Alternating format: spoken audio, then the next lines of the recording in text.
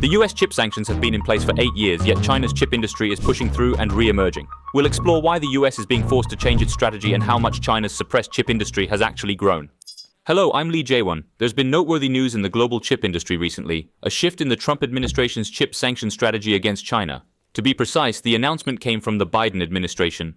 This was the announcement that the AI Diffusion Framework System, an advanced technology export control policy scheduled to take effect on May 15, 2025, would not be implemented. This framework was a policy announced in January 2025.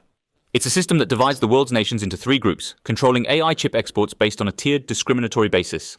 Tier 1 countries, including 18 countries like South Korea and Japan, would have unrestricted access to advanced AI chips. Tier 2 nations, over 120 countries including India, could only acquire them within limits permitted by the US government. Tier 3 nations, including China and Russia, would be completely banned from purchasing AI chips.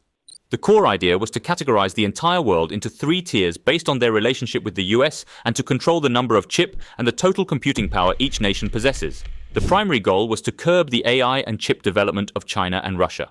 The Trump administration announced it would scrap this regulation and introduce a new one, citing concerns about deteriorating diplomatic relations with the 120-plus Tier 2 countries. So, what kind of chip regulations can we expect from a second Trump administration?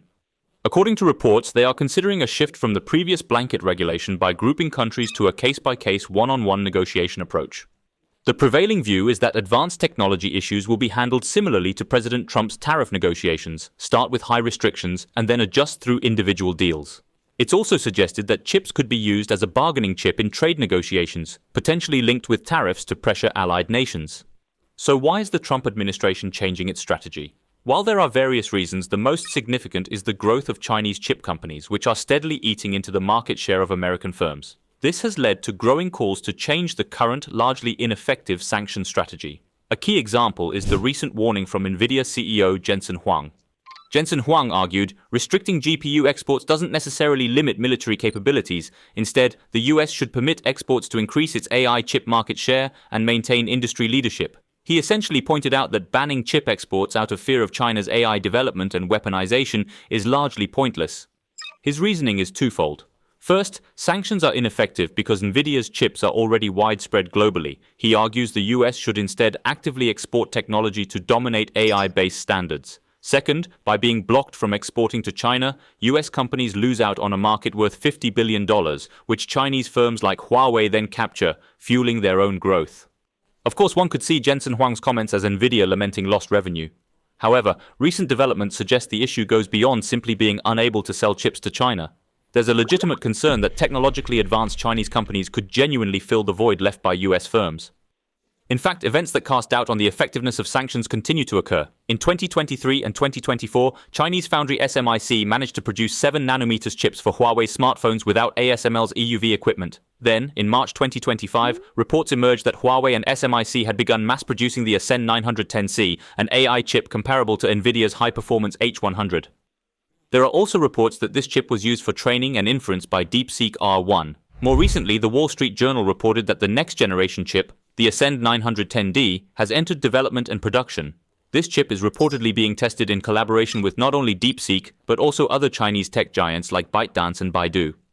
In response, the US government has warned the world against using the Ascend chip. This sensitive reaction likely reflects America's underlying anxiety. The concern is that all their efforts, sacrificing US corporate revenue and mobilizing allied companies like TSMC and ASML, could be for naught. The US sanctions, which began in 2018, have been incredibly detailed and extensive. As you can see from the chart, the controls have ranged from blocking component supplies to individual companies to restricting products, technology, and even human talent.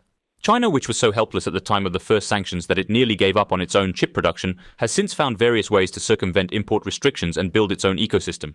For the US, this means more and more loopholes to plug.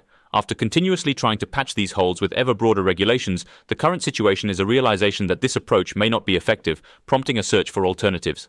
So, what is the current state of China's chip industry? I've gathered and organized as much relevant data as possible to analyze how China is growing and why this could pose a threat.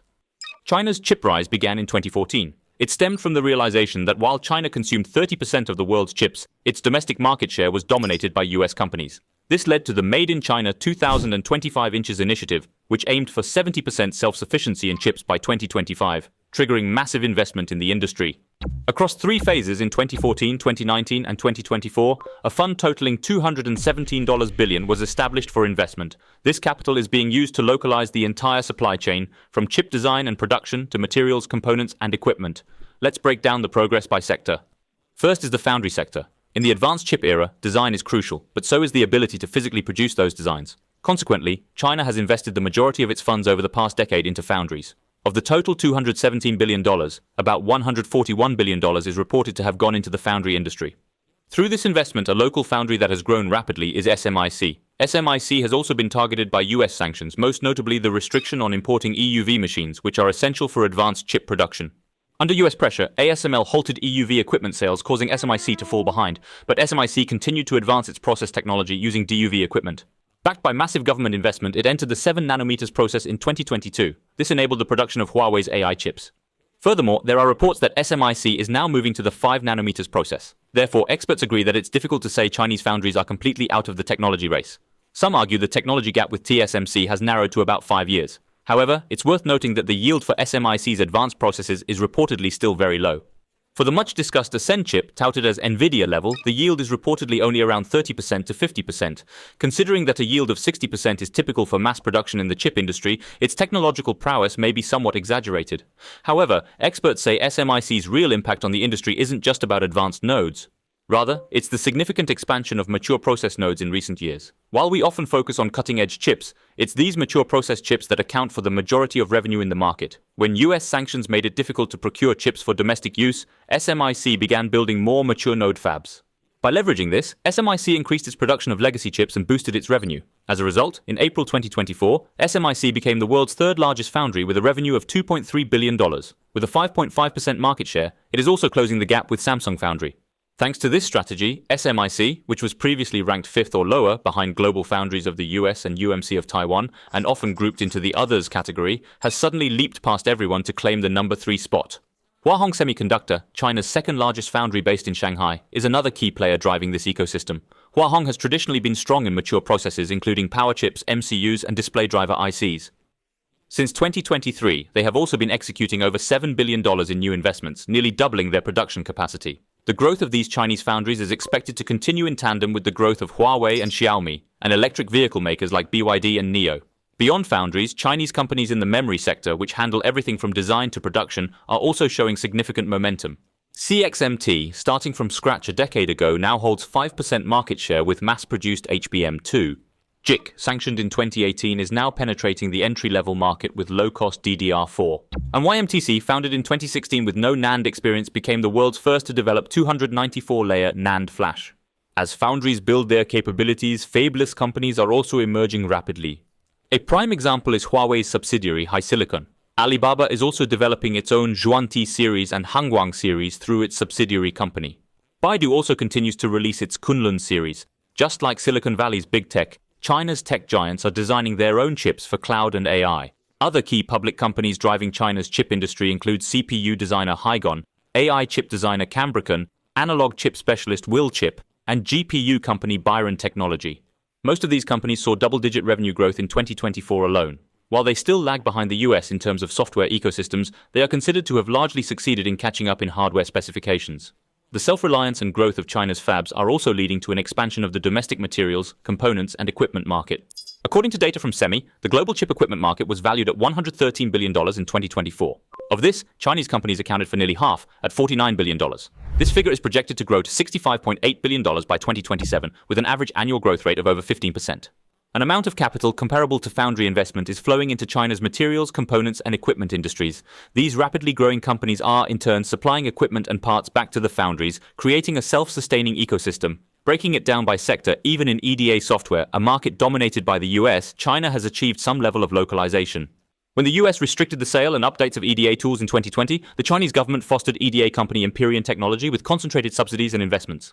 Empyrean developed EDA tools capable of supporting up to the 5 nanometers process, and they are reportedly supporting 7 nanometers designs in practice. Nora Technology, China's largest chip equipment manufacturer and often called the Applied Materials of China, has also recorded a 3-year average annual revenue growth of 43% and a net profit growth of 55%. They're also in the midst of intense technological development. Their Q1 2025 filing indicates they have succeeded in developing highly advanced equipment.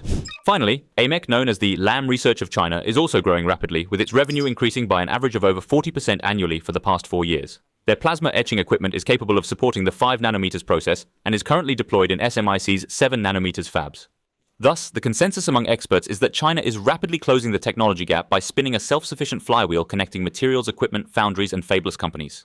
Just a few years ago, the prevailing opinion was that China's chip industry wasn't a major threat due to its inferior technology and domestic focus. The prediction was that it would become a Galapagos of chips, merely producing legacy chips for its own needs. That prediction now seems to be off the mark. While it's true that the recent revenue growth of Chinese chip firms has been driven by domestic demand, the real issue is that these newly capable Chinese foundries are drastically increasing their production capacity. According to a semi-report, China's monthly wafer production capacity is projected to grow from 7.7 million in 2023 and 8.9 million in 2024 to 10.1 million this year. This represents an average annual increase of 15%, more than double the global average growth rate of 6 to 7%. This growth translates directly into an expanded global market share. According to IDC, China's share of the global market for processes 20 nanometers and larger is expected to rise from 22% in 2021 to 28% in 2025. It's projected to reach 39% by 2027. This signals the beginning of a full-scale export push for made-in-China chips. An offensive from Chinese chips is particularly expected in the general-purpose chip market for automotive, home appliances, and industrial equipment. Furthermore, it's highly likely that Chinese companies will employ a dumping strategy in this market. If this strategy leads to a drop in chip prices, there are concerns that mid-tier foundries and smaller memory companies that handle legacy processes could be driven out of business. This also poses a threat to top-tier companies competing in advanced chips, such as TSMC, Samsung, and SK Hynix. This is because they have focused on securing a competitive edge in high-value-added cutting-edge technology, relatively neglecting the general-purpose chip market. This seems to be why the US is also moving to change its sanction strategy against China. Simply suppressing the development and production of advanced chips is not enough to mitigate the threat. For the US, the general-purpose chip market holds an economic value of $11 trillion, corresponding to 26% of the entire US economic output. If this market is lost to China, blocking the development of 5 nanometers chips becomes far less meaningful.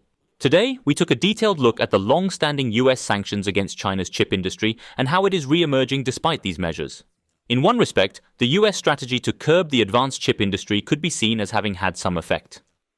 Although some smartphone and AI chips have appeared, China is still struggling with low yields and a lack of advanced equipment. However, on the other hand, it feels as though the US was caught off guard by China's focus on the general-purpose chip market.